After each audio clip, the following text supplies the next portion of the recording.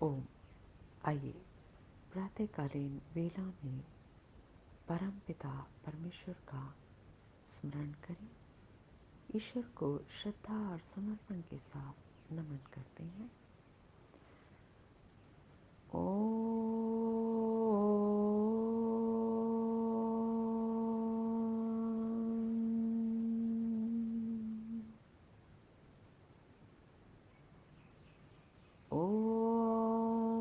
उक्त्वाग्ने दिवे दिवे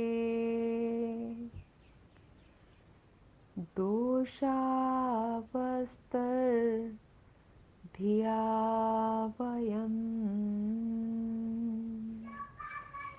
नमो भरन्त एमसि नमो भरन्त एमसि। आइए प्रभु के मित्र बनकर वेदवाणियों को सुने। हृदयस्थ ईश्वर के ऋग रूपी वचनों का स्तवन करें। और क्योंकि प्रभु वाणी का स्तवन हमारी वृद्धि का कारण बनता है।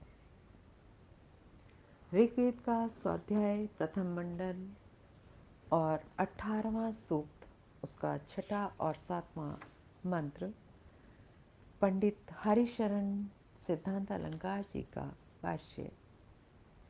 मंत्र का शीर्षक है मेधा की याचना। मेधा परिष्कृत बुद्धि और ऋषि है मेधातिथि काण्व। देवता है सत्सस्पति ही। मंत्र पाठ करेंगे। ओम सत्सस्पतिम अद्भुतम प्रियम इंद्रस्य काम्यम सनिं मेधामयाशिषम् सनिं मेधामयाशिषम्।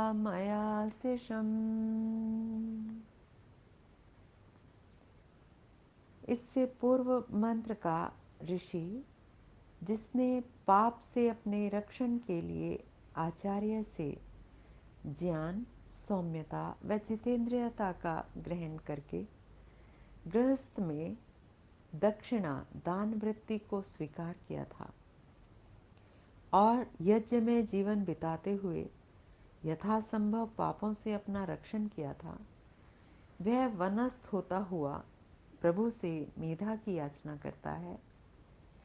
मेधाम अर्थात बुद्धि को अयासिशम मांगता हूँ, प्राप्त करता हूँ। उस प्रभु से मैं बुद्धि को प्राप्त करता हूँ। किस प्रभु से? जो कि सत्सस्पतिम द्युलोक और पृथ्वीलोक के संपूर्ण ब्रह्मांड के रक्षक हैं। वे मुझे भी बुद्धि देकर रक्षित करते हैं। ईश्वर हमारी अनेकों प्रकार से रक्षा करते हैं। यहाँ कहा कि ईश्वर हमें बुद्धि देकर हमारी रक्षा करते हैं। अद्भुतम, वे प्रभु अद्भुत हैं। संसार में उस प्रभु की उपमा मिलना संभव नहीं है, वो अनुपम है। प्रियम, प्रीणाति, वे हमें उत्तम उत्तम पदार्थों को देकर प्रीणित करने वाले हैं। इंद्रस्य काम्यम, जितेंद्रिय पुरुष से चाहने योग्य हैं। सनिम, सब आवश्यक पदार्थों के देने वाले हैं।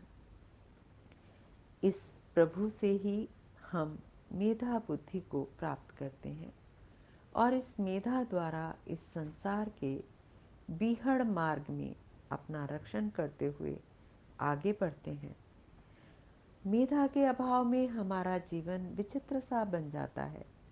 वहाँ चहल पहल होती है, चमक दमक भी होती है, उसकी रोशनी में आंखें हमारी चुंधिया जाती हैं, परंतु एक अनासक्त भाव से देखने वाले को भर्तृहरि के शब्दों में वहाँ मोह, प्रमाद, मदिरा व उन्मत्तता ही दिखाई देती है। एक महात्मा के शब्दों में हम थोड़ी देर महात्मा कहते हैं हम थोड़ी देर शोर शराबा करके मृत्यु की शांति में चले जाते हैं। महात्मा ने तो थोड़ा अजीब शब्दों का प्रयोग किया है।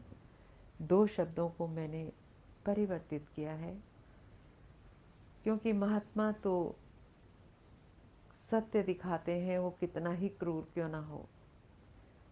वास्तव में यह कोई जीवन नहीं होता कि हमने थोड़ा सा प्रकृति का भोग किया, शोर शराबा किया और मृत्यु की शांति में चले गए। वास्तव में यह कोई जीवन नहीं होता।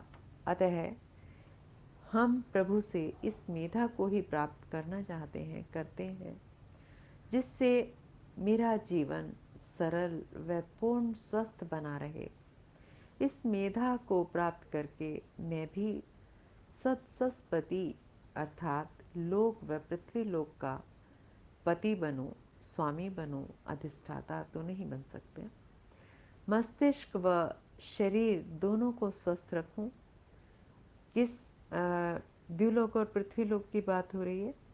हमारा जो मस्तिष्क है ये द्युलोक है, जो हमारा नीचे का शरीर है वो पृथ्वीलोक है। तो कहा इन दोनों को स्वस्थ रखूं और मैं भी अद्भुत बनूं, इस जीवन में अभूतपूर्व उन्नति करने वाला बनूं, प्रिय स्वभाव वाला हूं और औरों से चाहने योग्य बनूं। और लोग तभी चाहते हैं जब हमारा स्वभाव मधुर होता है, प्रिय होता है, औरों को मेरे संपर्क में आनंद का अनुभव हो, जैसे कि हम परमपिता परमेश्वर के सानिध्य में आनंद का अनुभव करते हैं, क्योंकि प्रभु तो है ही आनंद स्वरूप। सनी सदा देने वाला बनूं, देकर बचे हुए को खाना ही तो वास्तविक संस्कृति है। भावार्थ, प्रभु से बुद्धि को प्राप्त करके मैं अपने जीवन को श्रेष्ठ बनाऊं। अहंकार शून्यता अगला मंत्र का शीर्षक। मंत्र पाठ करेंगे। ओम यस्माद्रतेन सिद्ध्यति यज्जो विपश्चितश्चन सधीनां योगमिन्वति सधीनां योगमिन्वति। गत मंत्र का मेधावी पुरुष विनीत होता है। वह कभी भी किसी कार्य की सफलता का अहंकार नहीं करता। वह समझता है कि यस्मात्रते जिस सदसस्पति ब्रह्मांड के स्वामी के बिना विपश्चित चन बड़े से बड़े ज्ञानी का भी यज्ञ कोई भी लोक संग्रहात्मक उत्तम कार्य न सिद्ध्यति सिद्ध नहीं होता। वह प्रभु ही धी नाम हमारे प्रज्ञा पूर्वक किए जाने वाले कर्मों के योगम इनवती संबंध को व्याप्त करता है, अर्थात वे प्रभु ही हमारे प्रत्येक कर्म को सफल किया करते हैं। प्रभु के सहाय के बिना किसी प्रकार की सफलता मिलना संभव ही नहीं। बड़े से बड़ा ज्ञानी भी उस प्रभु की सहायता के बिना अपने यज्ञों को, अपने प्रार्थ किए गए कर्मों को, वही यज्ञ हैं, सफल नहीं कर सकता।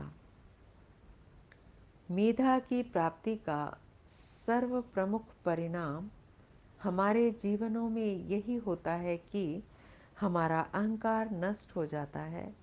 अज्ञान व अहंकार पर्यायवाची शब्द है। किसी ने कितना सत्य कहा है कि अहम भावो दया भावो ज्ञान से चरमावधि ही। ज्ञान की चरम सीमा निरअहंकार कृति ही है। ज्ञानी पुरुष प्रत्येक कार्य की सफलता में प्रभु के हाथ को देखता है। ज्ञानी विजय का गर्व न कर सब कर्मों को प्रभु अर्पण करके चलता है। भावार्थ, विजय मात्र प्रभु की ही है। वही हमारे प्रज्ञापूर्वक कर्मों में व्याप्त होते हैं, वे ही उन्हें सफल करते हैं। यही आज के मंत्रों का संदेश, यही उपदेश, इसको अपने व्यवहार में लाएं, जीवन में उतारें और सदा उन्नति की ओर आगे बढ़ें, सफल रहें और सब सफलताएं, सब श्रेष्ठ कर्म ईश्वर को अर्पित करते चलें। ओम इति शम। नमस्ते जी, धन्यवाद।